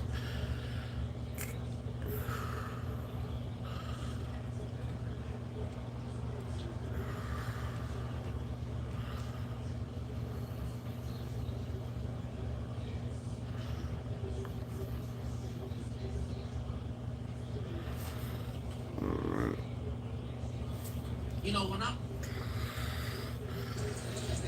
Michael said, in the pool party, can't get in there. I need food. Can't swim while I'm eating. Genius. Tiny bites. The chip will keep you dry. That's all needed attention. Thank goodness back to school is almost here. So get a free 5G phone on us. So you can order some last minute school supplies while the kids enjoy the last moments of summer. Get a free 5G phone on us on America's most reliable 5G network. Find us at straighttalk.com and Walmart. You know, when I'm watching movies, there's usually only three emotions I want to feel. Fear, joy, or sadness. But sometimes when watching movies, there's a fourth emotion that sneaks up. Anger. Whether it be characters in the movie, the ending of the movie, or just the plot. Sometimes there's movies that just bring out the rage in me. So I thought I'd go over some. Today, ladies and gentlemen, I'll be going over some movies that pissed me off. I'm sweating just thinking about it. And in the end, I'll go over the movie that angered me more than any of them. And the first movie that comes to mind is Dragon Ball Evolution. Honestly, most live action adaptations. Live action Dragon Ball was trash. But now, I can't stand the sight of it. Something about the show or video game or book you love coming to life was just so cool. Like, I still remember Googling pictures of Pokemon in real life, especially Gardevoir. But the movie that broke this fantasy for me was the worst live adaptation movie ever. Dragon Ball Evolution. Trash. I got a lot of comments telling me to go over. This movie is so trash. Y'all knew how I would feel. If you don't know this movie, this is the live adaptation of my favorite anime of all time. Dragon Ball Z. Dragon Ball Z. And this movie is so. I'm not usually a hard critic. Garbage. How dare you disrespect Dragon Ball Z like this? Original source wrong. And don't think I'm one of those nitpicking dudes obsessing over small details. Goku's undershirt is actually a lighter blue. No. This movie got major things wrong. Instead of Goku being this Saiyan warrior monkey, Exactly. In this movie, he's a high school student. Bullshit already. American teenage high school student. Exactly. Goku's supposed to be fighting androids and flamboyant aliens, not school bullies and quiet kids. And it doesn't just end at Goku being a high schooler. No, they also got him following this Fugazi Karate Kid. Exactly. Spider-Man storyline. He even got his own Uncle Ben scene and everything. I wish I was making this stuff up, but I'm not. What pisses me off the most about this is, did they even try, like, at all? I would say they got some messed up AI summary of the movie, but this dropped 16 years ago. Oh yeah, garbage. Behind this film looked over at the Dragon Ball manga and anime DVD sitting on their desk and said, that fam. Let's read a quick summary on Wikipedia and do it off the note. And the crazy thing is, Dragon Ball is so popular, you don't even really gotta know Dragon Ball to see how bad it is either. We can do straight visual. Look at Goku in the show, now look at him in the movie. Goku's teacher in the show, now look at him in the movie. Goku's signature move, you know, the comment about how everyone knows it. In the show, now look at it in the movie.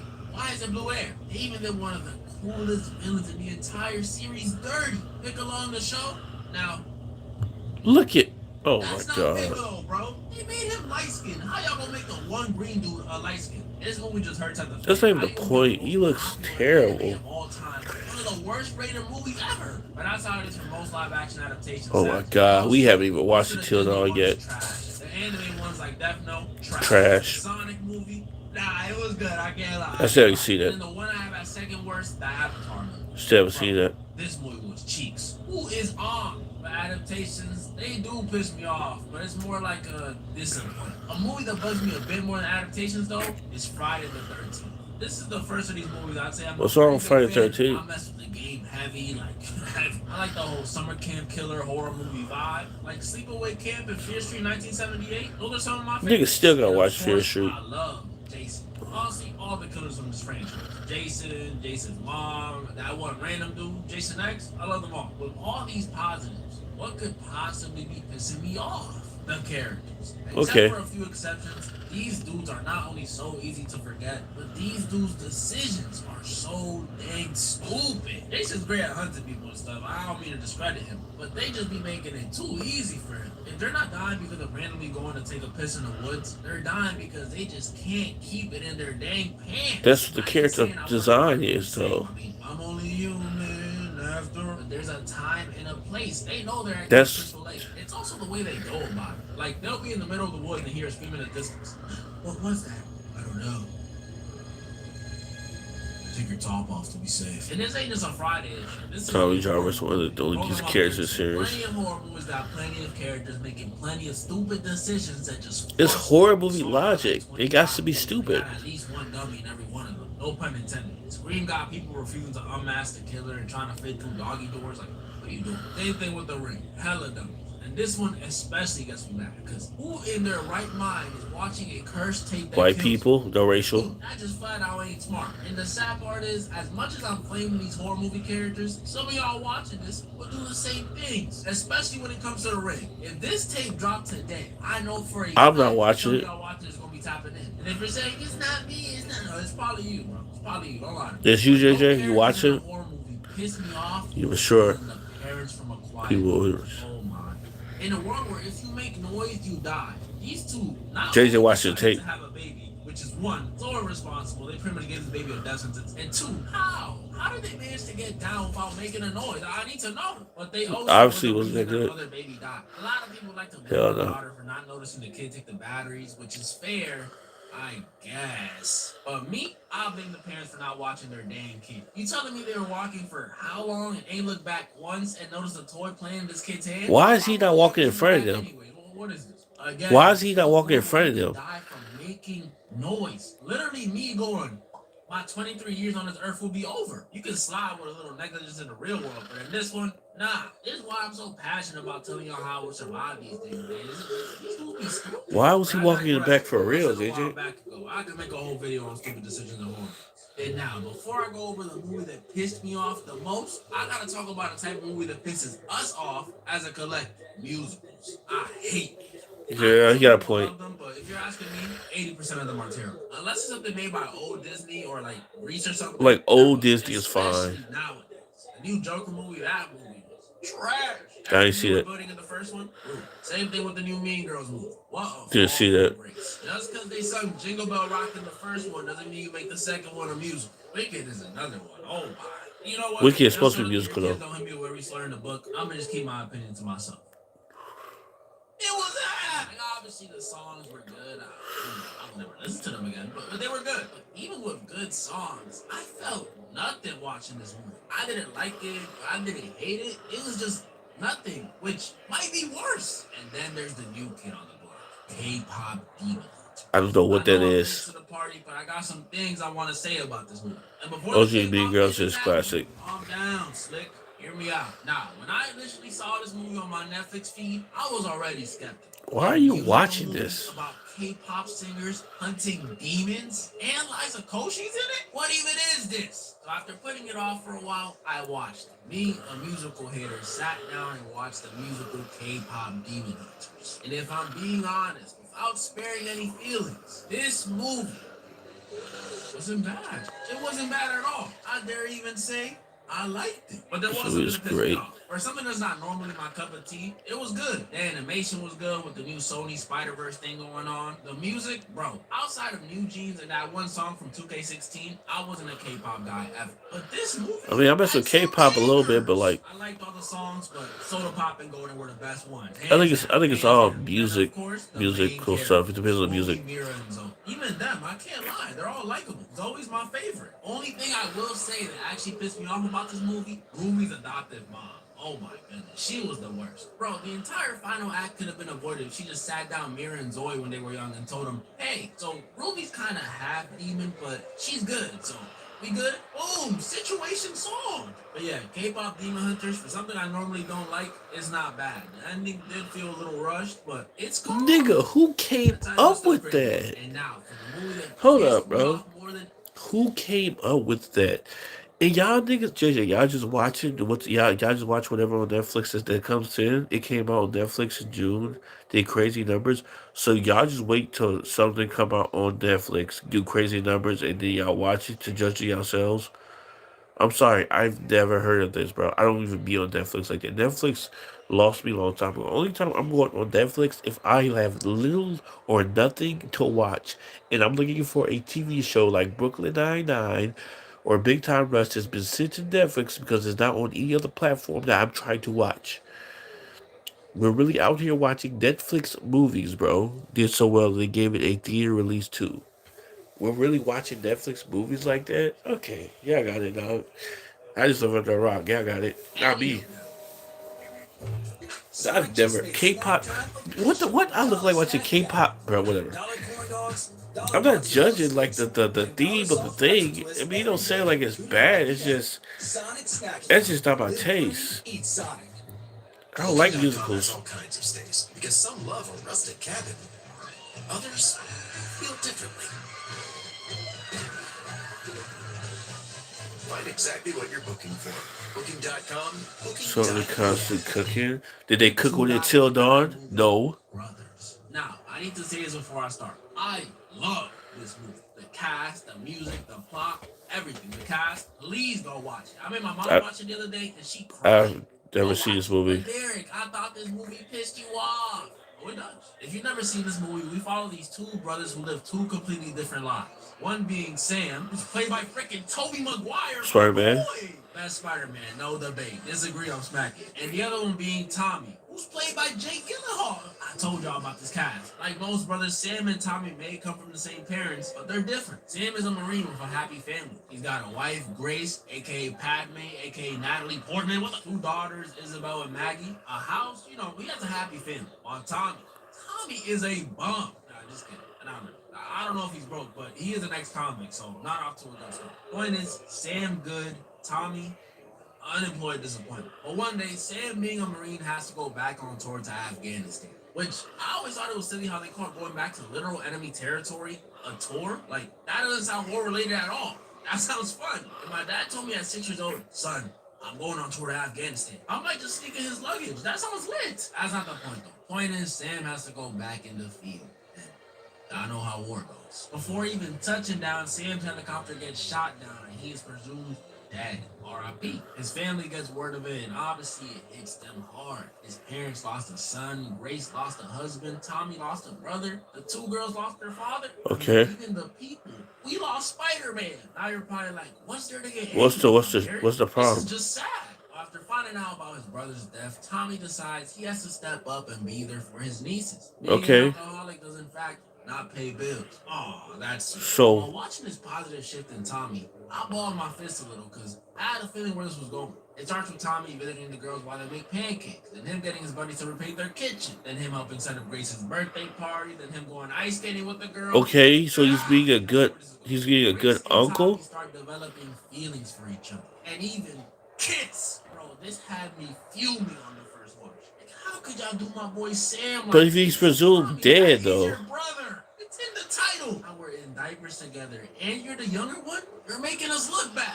And Grace, you are a grown woman falling in love with two brothers? What you think this is? Is the summer I turned pretty? Yeah, I'm hip. The I know summer that turned show. pretty. But Derek, can't you see that they're both grieving and found comfort in one another? And in Tommy's case, this loss is making him a better person. Are you really that immature you can't understand their situations? First of all, yes, I am that immature. I'm gonna Second of all, say. this isn't a maturity issue. This is just wrong. I don't care that Grace is moving on or that Tommy's getting better. I like them. I'm happy for them. But does it have to be your brother's wife and your husband's brother? This is 2009, bro. Dating sites already existed. Anyone remember eHarmony? Yeah, one of my favorites. Why couldn't they just find somebody there? And third of all, which is the reason this whole debacle pissed me off even more, I ain't tell you this, but Sam survived the crash. Yeah, so the whole time Tommy Oh, and Grace were okay. here enjoying each other's That's kind of Being going nice, eating, sharing drinks, kissing. Sam was trying to survive being tortured, mentally, physically. Bro, he even murked his friend under threat of his family being killed. And he didn't even know what was going on oh, back okay, home. okay. To be fair, they That's only plot. kissed once. But still,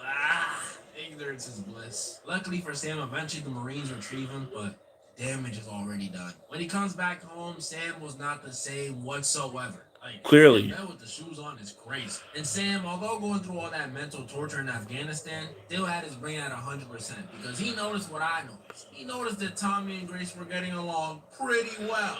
He confronts him in the most shocking way. Like, I can't even do it justice explaining it. Just watch. Did you?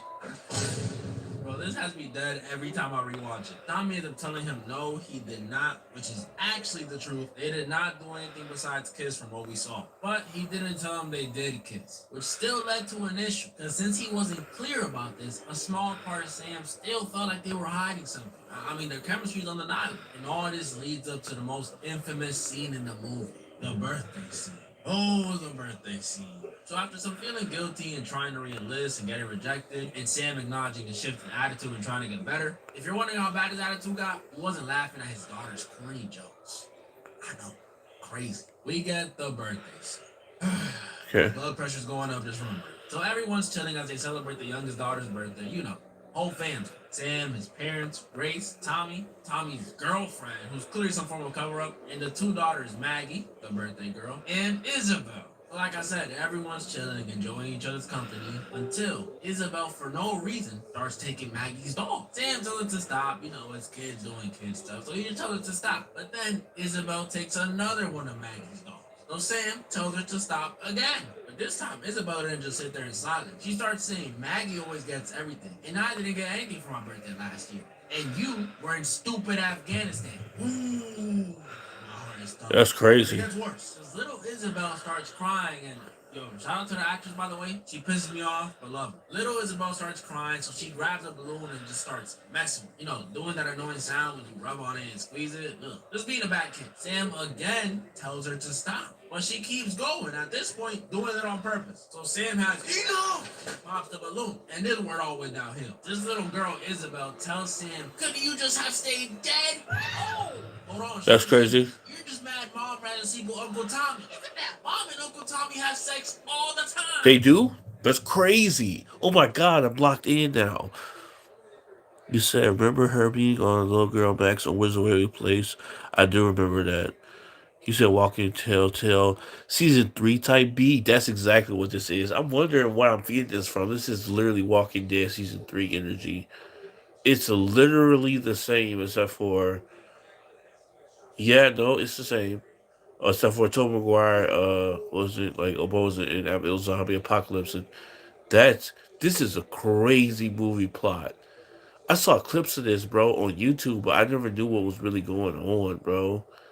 Oh my god, I need to know how it ends, bro. Oh my That's days. crazy. This scene did something to me when I first watched it. And Somehow, this everyone's little girl went from a quiet. character I didn't care about to oh my goodness, there goes the blood pressure. You know how painful that must have been for Sam to hear? He must have immediately thought, well, not only does my daughter not love me as a dad anymore, but she'd rather my brother be her dad. That's And, oh crazy. yeah, my wife and brother betrayed me. Bro, I genuinely hated all three of them after this, especially Isabel.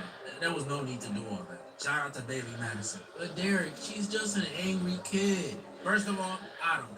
And second of all, y'all don't understand yet. Your I daughter have saying even it more because he reason to said be it's mad. But crazy. later that night, after a quiet car ride home, these used to be terrifying. We see Isabel and Grace talking in bed, and it's revealed that Isabel straight up lied. Which is like, phew, I guess I don't hate Tommy and Grace. But you lied? That's more messed up than telling the quote-unquote truth. Especially because this little lie leads to one of the saddest moments I think I've seen in any movie. Grace had to put in the kids to bed, watching on Sam sitting in the living room, crowbar in hand, in silence. Sam walks into the kitchen and asks Grace if she knows what he did to get back to her. No. You know what I did? And I hate this word because it's overused, but Sam just straight up starts crashing out and having a breakdown.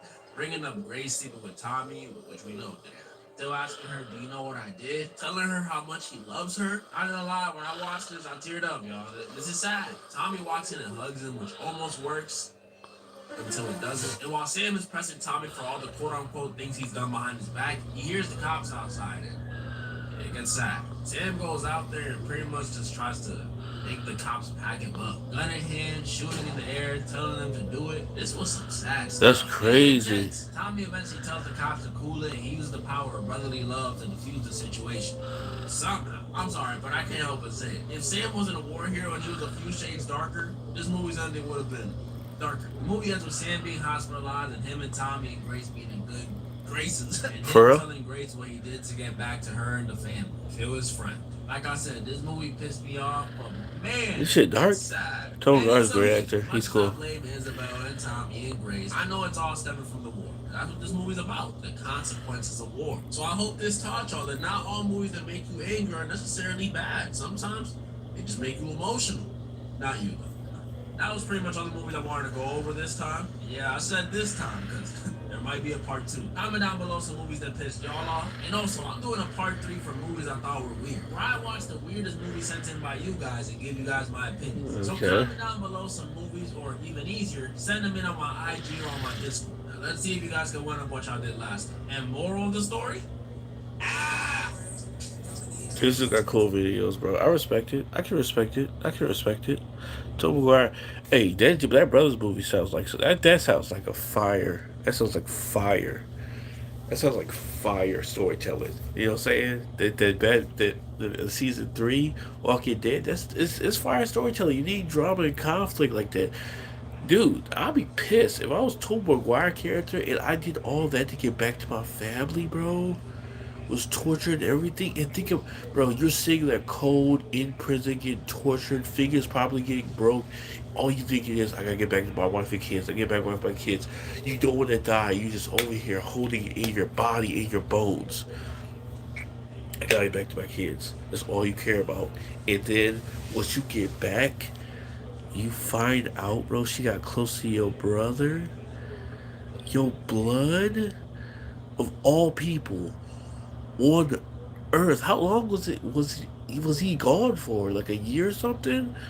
Please don't tell me it was a couple of months, bro. And she moved on to the brother. That'd be crazy work. That'd be crazy work. That'd be disgusting work. Fantastic plot though. Yeah, JJ, bro, I got some stuff you can watch though. This is fantastic. This video is great. Yeah, over a year.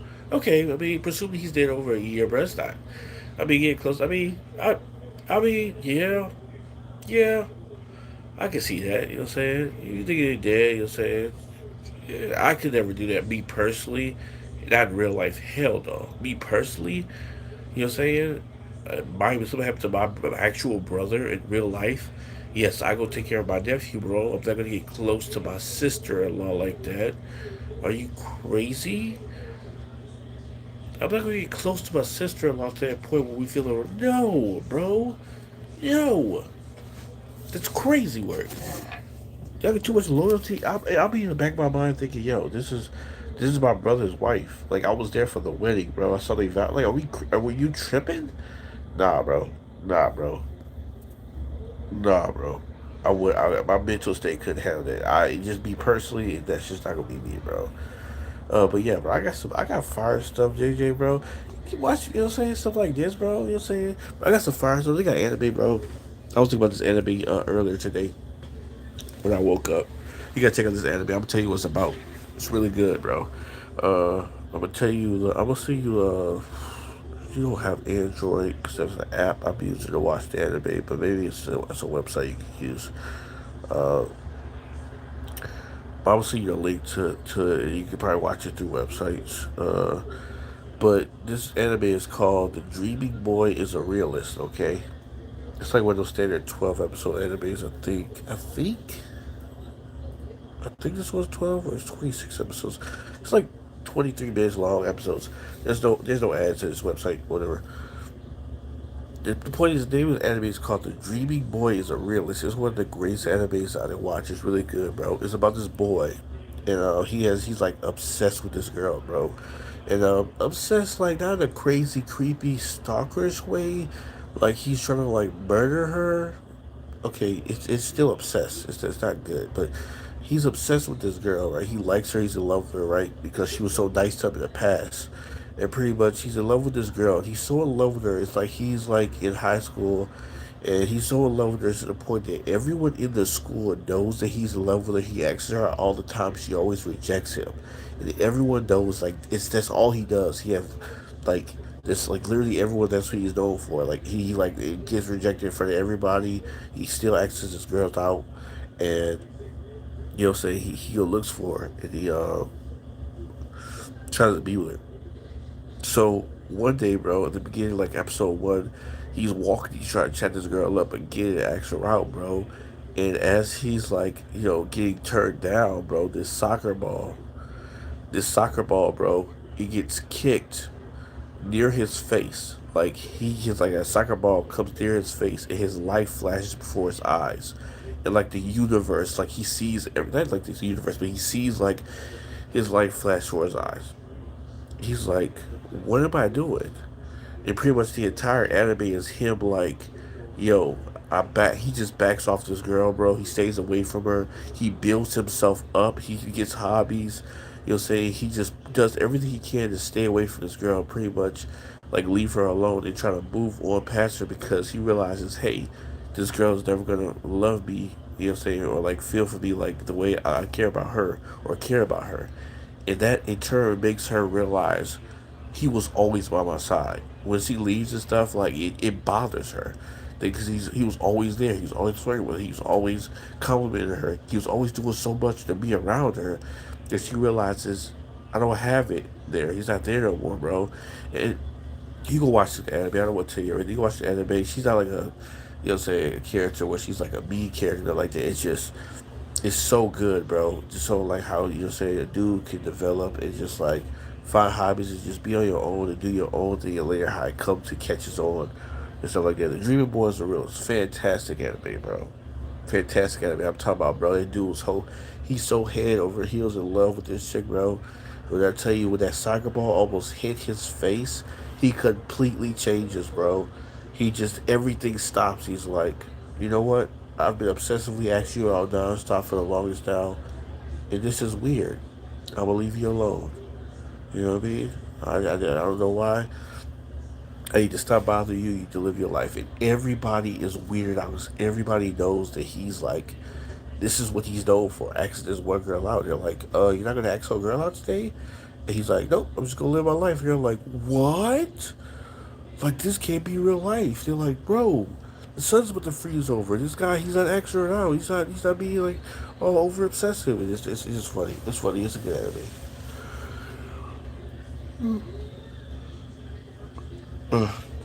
Yeah. Oh my gosh, the cold medication is kicking in, and my phone battery is at like 26%, bro. Oh my gosh. Alright, y'all. I'm at the end stream right now. Okay, phone battery's low. I'm at the end stream. I don't know. I was gonna stream another game tonight, but I'm probably gonna turn in, bro, because the cold medicine is starting to get to me. If I would have known those other games, if I would have known those other games, bro, would have not worked to what I wanted to do, I would have played something else earlier today because I feel like a lot of time got skipped. But it's okay. We could be streaming Monday, so it's totally cool. Tomorrow, I plan on just sleeping and taking some cold baths and really trying to knock out this cold. It's possible that I might stream tomorrow, but I will let y'all know if I stream tomorrow. You know what I'm saying? For whatever reason, I will let y'all know that I'm streaming, and we'll do it. But streams definitely happening Monday. Most likely tomorrow, though, I'm just gonna be chilling, bro. You know what I'm saying? Go grab me some snacks from the store. Try to kick this cold. Yeah, we'll try to kick this cold. Probably watch a whole anime, bro. You know what I'm saying? And I haven't been, you know what I'm saying? Pick out an anime and just watch it from beginning to end and just chill all tomorrow. But, Monday, Labor Day, we off, bro. We gonna have fun. Labor Day, we here for it, bro. So if we stream tomorrow, we stream tomorrow. I'll let y'all know. But Labor Day, we definitely streaming. And we definitely get heavy Batman Telltale gameplay. Cause I'm kind of hyped for Batman. So Monday, Labor Day, we might be hitting some heavy Batman Telltale gameplay. You'll say depending if y'all free all day, we can hit it like all day kind of deal. But like we also can mix in like zombie gameplay or some other gameplay at the same time.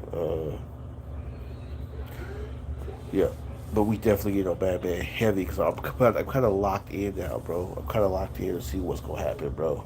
So I don't remember the second season. I don't know what's gonna happen at the end. I think I'm heading down a dark path, but I'm kind of liking it though. So yeah, tomorrow, bro. Uh, just stay tuned, stay aware of the Discord, bro. You know what I'm saying?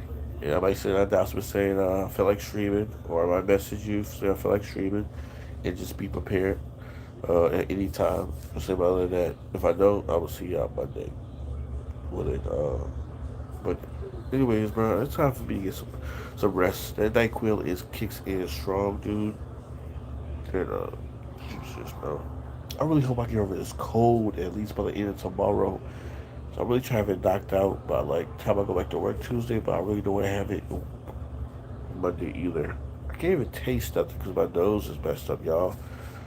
Like that's why I want to make my chicken Alfredo dish, bro, and eat that. But I'm like, what's the point of making a dish, bro?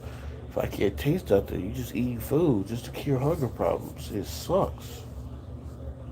Jesus. But yeah, bro. Today was fun, bro. You know what I'm saying? It was cool. It was awesome. Appreciate y'all for coming to the shoes y'all came into. I be having fun with the Monopoly game, but it's just like, bro, it just don't be. It be taking way too long, bro. You know what I mean? Just haven't played Monopoly in so long. It's fun to play, but it's like Monopoly should be taking too long, bro. The computer be cheating. They be never land on the spots I need to land on so I can get their money. But I guess that's the game. Anyways, bro.